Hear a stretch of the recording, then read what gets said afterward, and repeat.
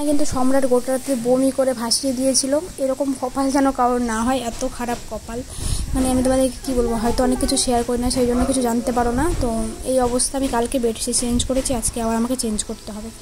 তো দেখতেই পাচ্ছি এগুলো সব কিন্তু নোংরা হয়েছে, দেখো বালতির মধ্যে বমি। যাই হোক, এগুলো করে টোরে আমি পরিষ্কার করে তারপরে তোমাদের সাথে ভিডিও নিয়ে চলে আসছি, দেখতে থাকো। গোলু গোলু, কার হ্যাপি বার্থডে? কার হ্যাপি বার্থডে বাবা? কার happy birthday? Happy birthday Golu, কার বার্থডে গোলু? অঙ্কিতা দেখো, দেখে রাখো।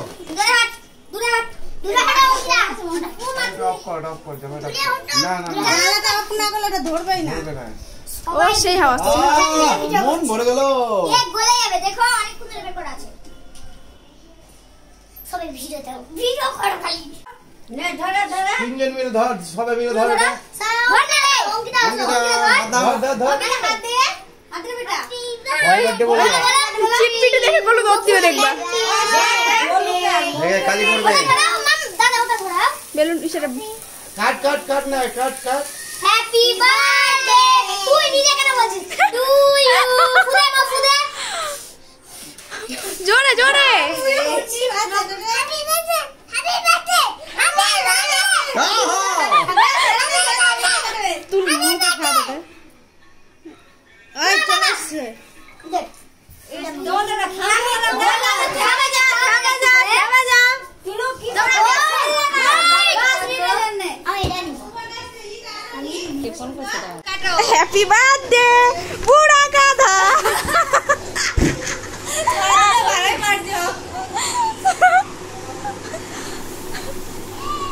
ছাদে কিন্তু খুবই সুন্দর লাগছিল জানো। তুলো যে এত চিল্লেছে, আমার পেটে ভয়ে চিল্লে উঠেছে একদম। আমার ঘরেও সেই সুন্দর হাওয়া দিচ্ছে। তোমার ঘরে ঠিক একদম ফেল লাগবে না কিন্তু। হ্যাঁ লাগবে না, লাগবে না তোর বাবা বাবা খুদি বাবা খাইছে। তাহলে সবাই, আমি এবার কেকটা খেয়ে নিচ্ছি, তোমাদের সাথে ছোট্ট করে ক্লিপ দিয়ে নিয়েছি। আর দেখালে আমি বিছানা টিছানা কালকে, ওটা তো বললামই, শুনতেই পেলে। তো দেখো সবজি কেটে নিয়েছি, এখানে আছে আলু আর বেগুন। বেগুনের মধ্যে না বীজে ভর্তি, আমার না এরকম বীজওয়ালা বেগুন একদম ভালো লাগে না, কিন্তু কী করবো। আর বেগুন আরেকটা আছে, কিন্তু এতগুলো আমাদের লাগবে না। তো 4টা আলু দিলাম, আর হলো 2টো বেগুন দিলাম, আর 4টা টমেটো কেটে নিলাম। আর এখান থেকে আদা কেটে রেখেছি। এখানে 2টা তো সবজির আদা হবে, মানে সয়াবিনের আদা। আর হলো এটা হলো করব বড়ি দিয়ে একটা ঝোল করবো টক টক করে। তো ওই জন্য অনেক কটা টমেটো কেটে নিয়েছি। তো আজকে রান্নাটা আমিই করব। অনেক দিন পর তোমাদের সাথে একটা রান্না শেয়ার করছি, আমি নিজের হাতে রান্না করছি, তো সেটাই তোমাদের সাথে শেয়ার করছি। তো চলো রান্নাটা করে নেওয়া যাক। খিদা পেয়ে গেছে, কালকে রাত্রে শরীরটা বেশ একটা ভালো ছিল না, খাইনি কিছু সেরকমভাবে। তো এখন আমার খুব খিদা পেয়ে গেছে, আমি রান্নাটা করেই খেয়ে নেব। তো চলো তোমাদের সাথে ছোট্ট করে ভিডিওটা শেয়ার করি। আমার বড়িগুলো মোটামুটি লাল লাল করে ভেজে নিয়েছি, তো ভাজা হয়ে গেছে। তো আমি বড়িগুলো এখন উঠিয়ে নেব। দেখতে পাচ্ছ এখানে আমি ওই কড়াইয়ের মধ্যে একটু তেল দিয়ে দিয়েছি, আর একটু তেলটা গরম হওয়ার অপেক্ষা করব। তারপরে এখানে দিব হলো তেজপাতা, জিরা আর শুকনো লঙ্কা। দেখতে পাচ্ছ ফোড়নে দিয়ে দিয়েছি জিরা আর তেজপাতা।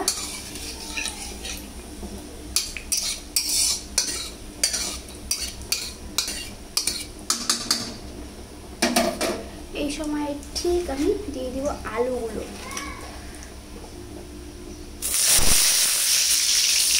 তো আমার আলুগুলো মোটামুটি ভাজা হওয়ার জন্য অপেক্ষা করবো। আর আমি এখানে দিয়ে দিব এখন একটু হলুদ আর একটু লবণ।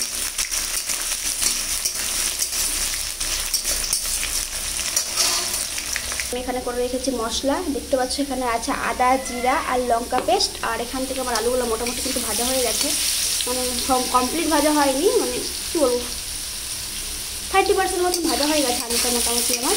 তো দেখতে পাচ্ছ, তো আলুটা আর একটু ভেজে নিয়ে আমি এখান থেকে কিছুটা মশলা ওখানে দিয়ে দেবো কড়াইতে।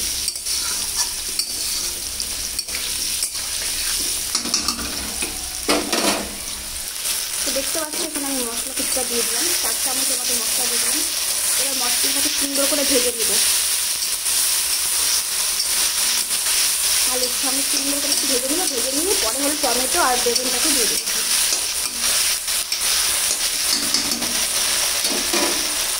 ভাজা হয়ে গেছে, তো আমি এখন দিয়ে দেবো এখানে টমেটোগুলো।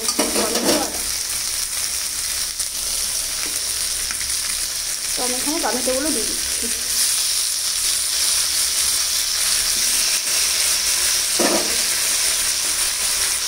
তারপর আমি বেগুনগুলো দিয়ে দিচ্ছি।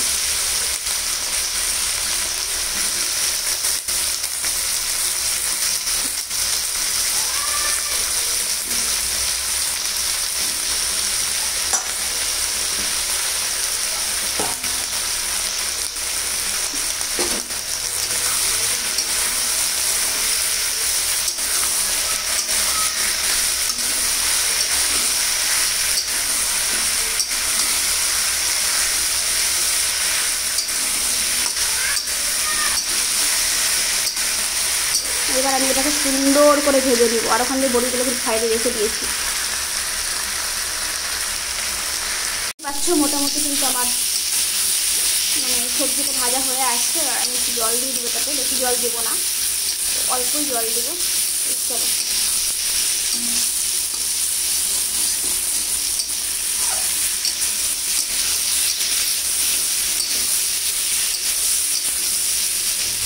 তেল ছেড়ে দিয়েছে, বোঝা যাচ্ছে।